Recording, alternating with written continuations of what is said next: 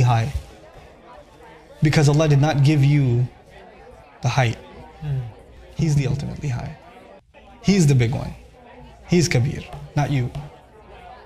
He put the man in his place at the end of this ayah. Now, from the context, this ayah is actually not about hitting women at all. It's about protecting the fidelity and the loyalty inside a marriage. That's what it's about. And what a man is afraid of that's happening. By the way, why use the word fear? If somebody says, I'm afraid of the uprising of my wife, fear, by the way, is she put too much chai? I'm so scared. Yeah. It's not something you're scared of. That's something you're mad about. Yeah, it's an inconvenience. But if a husband thinks his wife is cheating, is he scared? Yeah. Yeah. The word fear, in any other interpretation, doesn't add up. How are you afraid that she leaves the bathroom door open? How are you afraid that she raises her voice? That has nothing to do with fear. Yeah, that's actually a position of power. That's a position of power. And the position of power has been taken away at the end. Can you imagine how much abuse of Allah's word is being done in His name? And then look, it began with qawamun, right? Caretakers, which already tells you, why would you hit someone when you're their caretaker? And then ayat right after, oh, wa'budu Allah wa bil walidaini ihsanan wa bidhil qurba wal jari dhil qurba wal jari dhil. Oh, what? Be the best to your parents, be the best to close relatives, be the best to your neighbors, be the best to people you live next door to, your next door neighbors, and also the people you commute next to. وَالصَّاحِبِ بِالْجَنْبِ. The one who's sitting next to you on a plane or on a bus or on a camel, or be the best to them. Okay, be the best to everyone else, just smack around your wife, huh? What? I don't even understand how they can. You know, this kind of abuse is something Allah talks about in the Quran. الَّذِينَ جَعَلُوا الْقُرْآنَ عِضِينَ. They took the Quran and they tore it to pieces. They tear this piece out, hit them. They tear that piece out, and the rest of the speech doesn't even matter to them. And that's the crime they commit. SubhanAllah.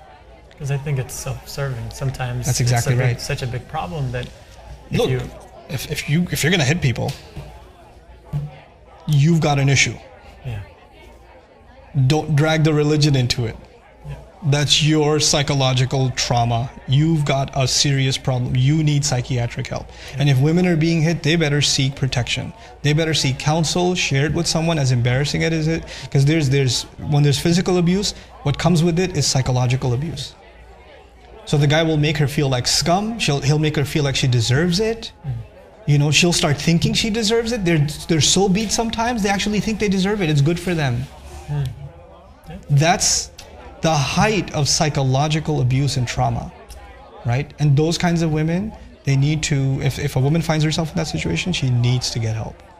She needs to get family involved. I don't want to tell you, I don't want to disturb my parents. Yes, you do.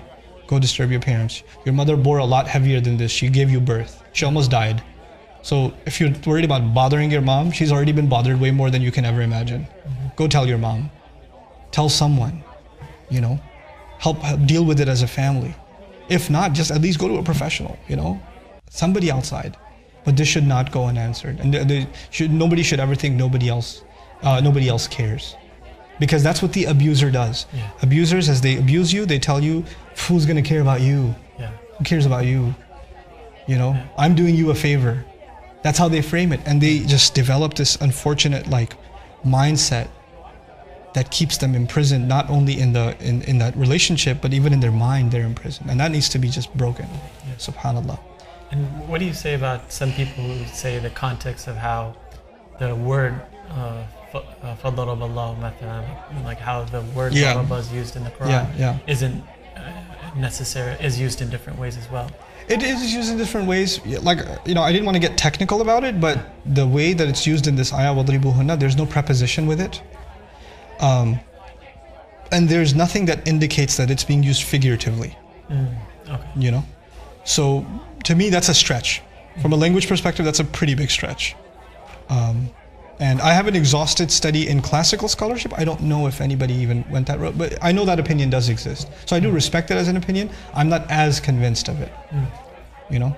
SubhanAllah. But you know, look at it from the harshest interpretation could be that this is in the case of infidelity.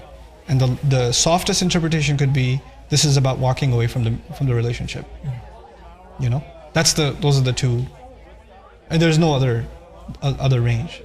So in the end of the ayah, this is an ayah of practicality and something we're supposed to love. SubhanAllah. May Allah Azza wa Jal help the Muslims get out of abuse, whether or not they're being abused or whether they're the abusers themselves. SubhanAllah. Barakallahu. See you next time, inshallah.